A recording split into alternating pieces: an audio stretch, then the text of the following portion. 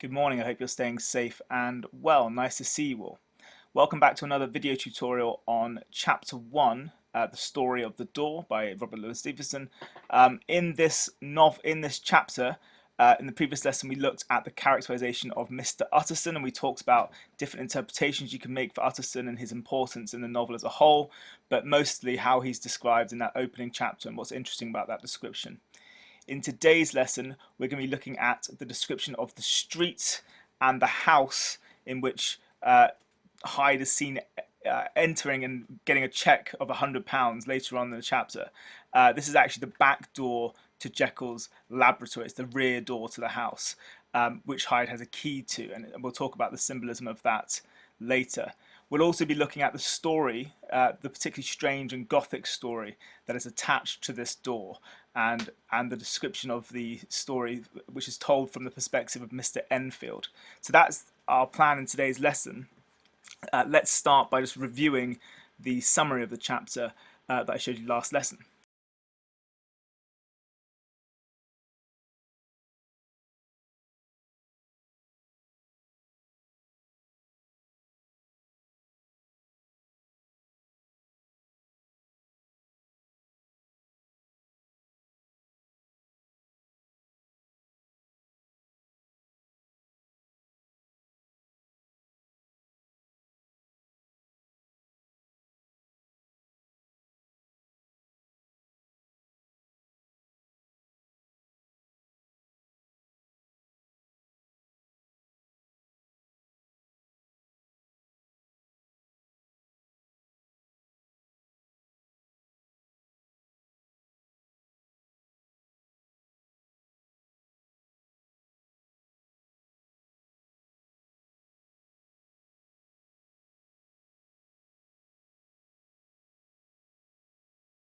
Okay, before we go through a close reading of the next section of the chapter, I'm just going to introduce to you the door, which is on your screens now, and just briefly talk about its importance and what it could represent before we have that close reading. It's the rear door, as we've said before, to Jekyll's laboratory, and it's markedly different and contrasted to the front door, which we'll see in chapter 3 is far more grandiose and part of a grand facade of a Victorian townhouse. It's significant to talk about the fact that Hyde is seen entering and exiting from this door and Jekyll from the other door. It's a clear symbol of duality, and we talked about the theme of duality in the last lesson. But the back door and the front door are clearly opposites. The back door is clearly supposed to be representative of Hyde, the front door of Jekyll. There is more to it in the symbolism that we can talk about when we do a close reading, but it's crucial to understand that this is part of the same building. I showed you last lesson the floor plan of John Hunter's surgery John Hunter's townhouse in Leicester Square, and we talked about how John Hunter was a major inspiration for the character of Jekyll. It's worth having a look at that again. I made the point in an earlier lesson that Jekyll's townhouse is, in my opinion, clearly based on the townhouse of John Hunter, that famous Victorian surgeon and master dissector and master anatomist. And we talked about how if you look to the left where there's the word west, that's the entrance where he'd receive the bodies that he would use for dissections. He'd take them through the kind of hallway through to his operating theatre, in kind of the middle of the house. And on the other side of the house, you have the more respectable facade that would be shown to the outside world. So the side on the west is the kind of criminal side that faces the more notorious and slightly more dodgy part of London, which was Leicester Square. And on the other side, you have the side of the house, which is the more respectable side, which represents the kind of Victorian gentleman and respectability. And I think what Stevenson's done is he's taken this model and applied it to Jekyll's house. And it's important to remember that Hyde is seen coming out of the rear entrance, the entrance that's associated with criminality, with illegal and illicit activities. That's really crucial to remember. There is another reading which requires more maturity, and I think when I read this novel, I can't help but leaning towards an agreement with, and that is the use of allegory, which we talked about last lesson, and the fact that I believe that this house, for a first-time reader, when you hear about Hyde entering the rear door of Jekyll's house with the use of a key, I think as a first-time reader, we are supposed to make an inference, and that inference and that kind of educated guess is that they are, in some forms, in some way in an intimate relationship, possibly a homosexual one, and the back door and the front door become sexual symbols in a kind of Freudian way. And I think that's important as well. That there's a kind of the key becomes a symbol for the intimacy between the two characters throughout the novel. This is not just a kind of a sordid reading of the text, but throughout the novel, Hyde is compared to Jekyll's wife, his son, his father.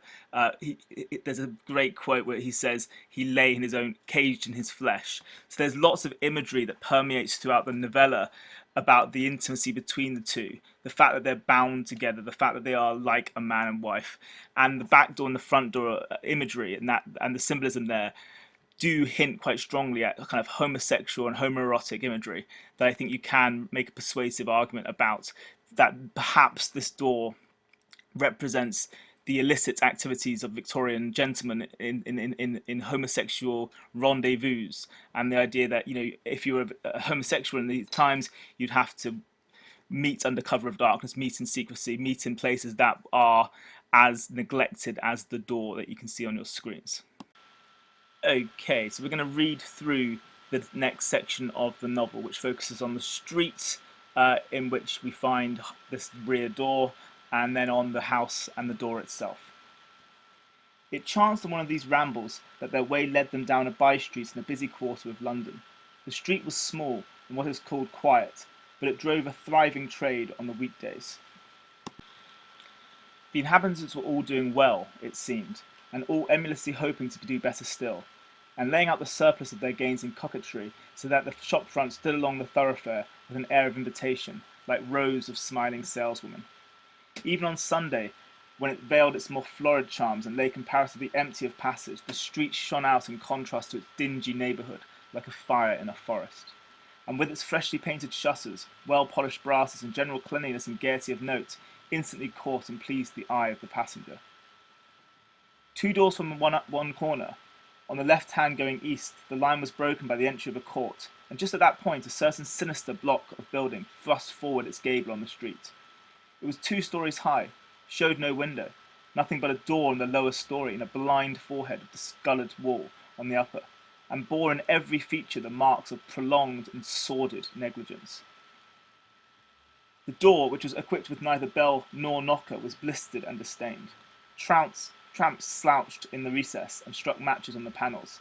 Children kept shop upon the steps. The schoolboy had tried his knife in the mouldings, and for close to a generation no one had appeared to drive away these random visitors or to repair their ravages.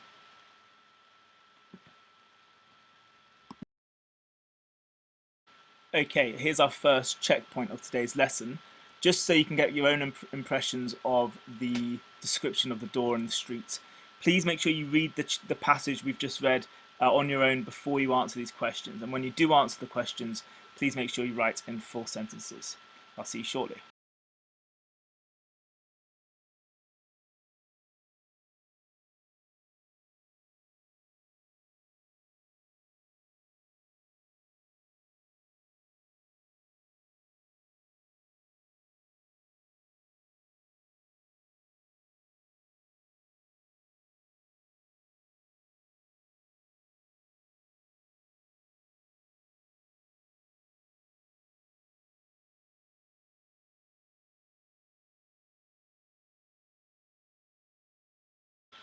What's initially interesting about the description of the street in which we find this house and this door is the fact that it's actually a relatively prosperous one. It's a street where there's you have descriptions of painted shutters, well-polished brasses, general cleanliness, a gaiety of notes. So you have all of these descriptive phrases that describe just how well kept and prosperous this area is, this particular street. And what's interesting in terms of where we're positioned and where we are orientated as a reader is that the actual neighborhood itself is clearly a more notorious one, clearly one that is which is more deprived, one that is associated with perhaps criminality and with vice, because we're told that the rest of the neighborhood is a dingy neighborhood. So once again, you have this duality going on. You have the fact that there's the one street in the neighborhood which is respectable, clean, freshly painted, and again, wealthy. And then that's in contrast to the rest of the neighborhood, which is dingy. And the dingy neighborhood, presumably Soho, or Leicester Square, but somewhere in central London, where there is this idea that where there is this association with vice, with criminality, with deviance, and the street is standing out in marked juxtaposition. So Stevenson constantly throughout this novel uses doubles, uses juxtaposition, uses contrast to emphasize this idea that is central to the novel, which is duality itself. There is a kind of hint that this area and the street might perhaps be hiding something more sinister, with the simile here, which is the shop fronts are like rows of smiling saleswomen, which does make you think, I think, of a red light district and this idea of this area being associated with sin and vice, as I've just said. And it's interesting that the way that the street is presented is so ambiguous. You have this kind of slightly sinister simile, but then you have more positive descriptions of how busy it is, how full of trade and abundance it is. So the street itself is described in a way that is deliberately rather confusing and ambiguous. But let's be really clear, it's the one clean and prosperous street in an otherwise dingy neighborhood. And of course, we'll talk about how the house itself is also in contrast to the street, but this is really important that Jekyll's house is situated in a part of London that is dingy, that is associated with deviance and potentially with criminality. Okay, now we're going to look at the description of this door, and we're going to spend more time on the close reading of this. What's immediately obvious about the door is that or rather the building, is that the building is in marked contrast again to the rest of the street. So it stands out completely as being completely out of place on this very wealthy street. It's described as a certain sinister block of building.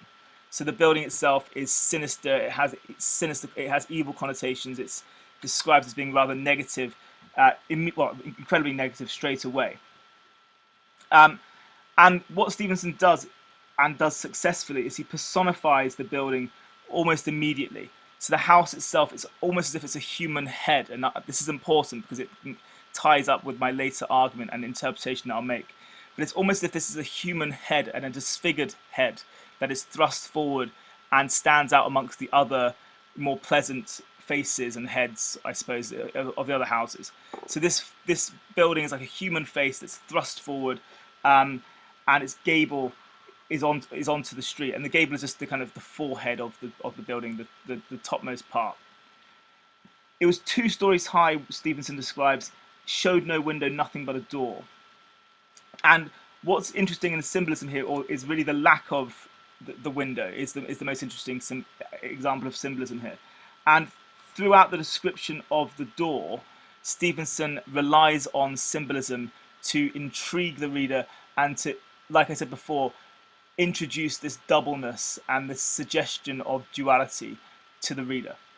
So the house is thrust forward, it has no window, and of course symbolically the fact the house has no window suggests that whoever lives in the house is intensely private and does not want anyone from the outside world viewing their activities. So there's this immediate implication that the owner of the house, or whoever lives in this house, is a private individual, that they harbour secrets, that they are solitary and isolated. And of course this is the entrance that Hyde takes. So it's important that it represents the kind of secret that Jekyll is harbouring, his largest secret, his worst secret in a sense, which is the creation of Mr. Hyde. The fact that the door, which is obviously which becomes a symbol itself, and I'll talk about afterwards. The fact the door has no knocker is also significant because again it reinforces and reiterates this idea of secrecy. He doesn't want visitors. He doesn't want people knocking on him. Whoever owns this house wants to be left alone. Going back to the door and going back to what I talked about, remember this door is connected with a story and the story that us Enfield will tell us is that he sees Mr. Hyde entering this door with a key and coming out with a check for £100. This door represents Hyde's ease of access to Jekyll. It represents just how intimate their relationship is. So if you're going to read it from a kind of queer reading or a queer perspective, I think it does represent the idea that Stevenson is, I think, trying to trick the reader, trying to manipulate the reader into thinking that Jekyll is the victim of some sort of blackmail, or that he's involved in some form of homosexual relationship with Mr. Hyde. Let's go back to the description. So we've got this idea that there's no window and there's a door without a knocker. We then have further personification of the door. We have this description of the blind forehead of discoloured wall on the upper. And of course, like I said before, that this house is like a disfigured head that's thrust forward. And I have to say at this point, this house, I think, is, or rather the back entrance to the house, is supposed to represent Mr. Hyde's face. And I'll talk in a lot more detail about Mr. Hyde's face in later lessons, but I think it's supposed to represent Hyde's face. We know throughout the novel that Hyde is referred to as being disfigured and deformed. That word deformity comes up multiple times, over 10 times he's described as being deformed.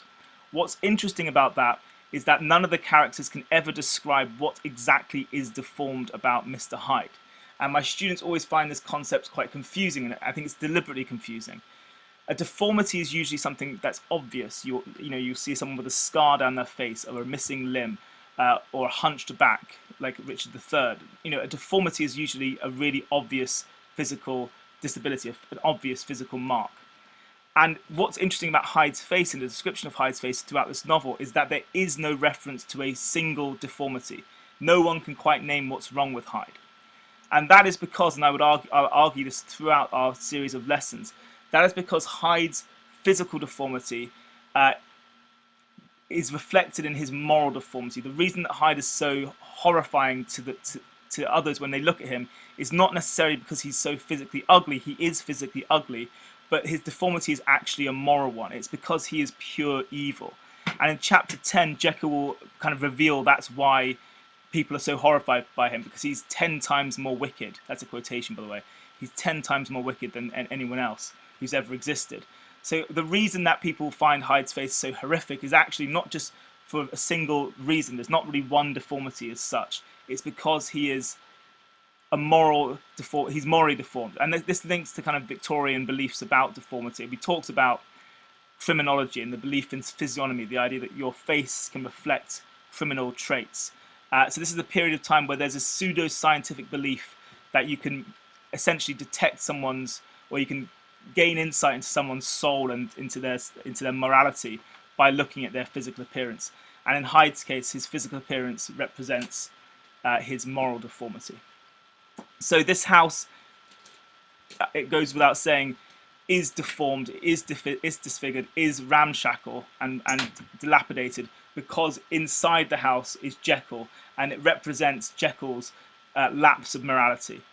It represents Jekyll's inner criminal. So the nature of the house and the description of the building is symbolic and represents, I suppose, the state of Jekyll's soul.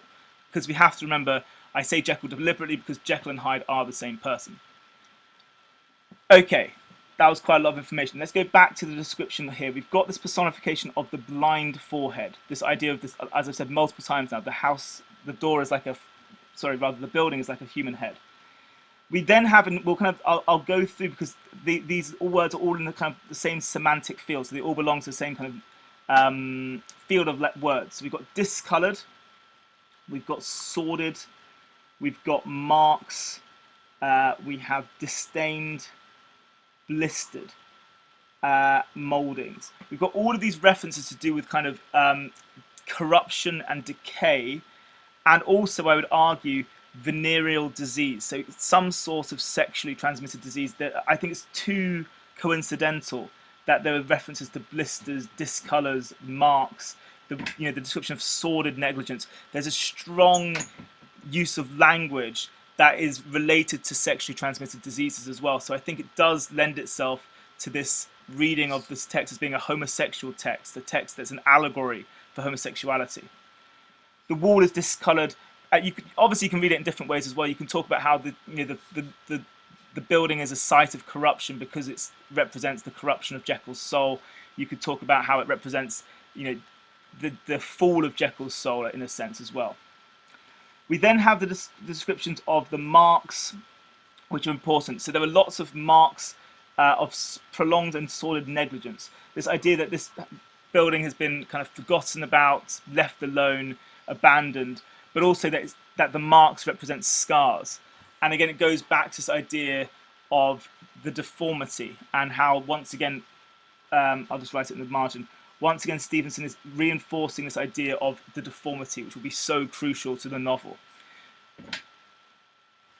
We've talked already about how the door has neither a bell nor a knocker. So the door and the window both become symbols of privacy and the fact that this person does not want any intrusion.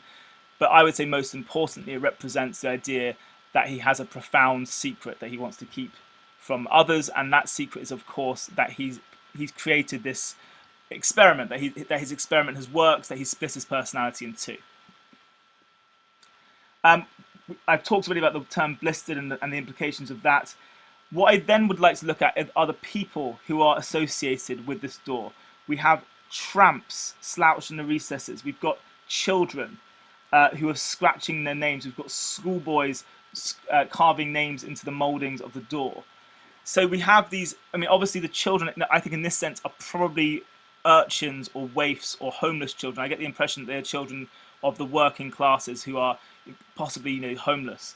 But we've got this association with deviance already, the tramps and the homeless children, this idea that this door is associated with a strata of society that are perceived to be criminal. Think about the prejudice and the discrimination that tramps face. And I think, at this time in the Victorian period, even the homeless children, there might be some class prejudice against these groups. So the fact that tramps and children are associated with this place, the fact that schoolboys have scratched their knives on the mouldings of the door, and it's been like that for close to a generation, it's significant that this house is a kind of, I would describe it as an open secret. Everyone knows about the house. It's an obvious contrast to the rest of the neighborhood. So it's almost as if this is an open secret that's been festering for a generation. And again, I think personally that supports the reading of it being an allegory for homosexuality. And of course, no one's tried to drive away these random visitors because there's been no will to. And again, it's about, this goes back to this actually links to a later point in the chapter, which is when Enfield refuses to gossip about the door anymore. He doesn't want to spread rumors. He doesn't want to talk about it. So I guess what I mean when this door, by saying that this door is an open secret, is that everyone knows it's there. Everyone knows that it's not, that it's in the state of disorder, but no one's prepared to do anything about it. No one's prepared to mention it. And I think that's really important, again, in thinking about this door as being clearly allegorical. Remember, everything in this novel we need to read as a symbol that represents some form of the allegory, and hopefully has a deeper meaning that we need to kind of work out and detect. Okay, we've come to another checkpoint. I've given you some suggested timings for this one as well. Please make sure you write in full sentences, and you can now pause the video. So I'll see you shortly. Please pause the video.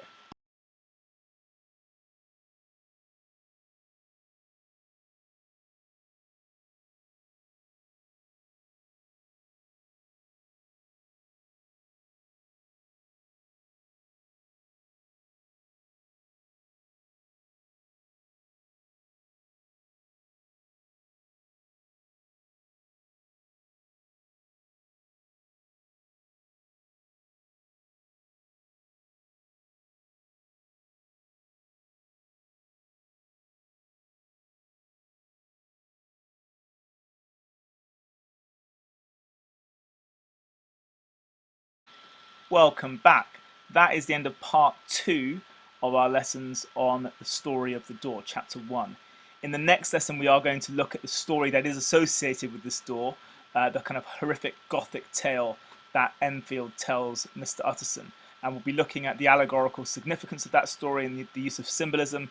And we'll be finally being introduced to the kind of antagonist of the novel, Mr. Hyde. We'll meet him for the first time in this story. So I'll see you next time for that lesson, part 3. Stay safe and stay well, and I'll see you soon. Goodbye.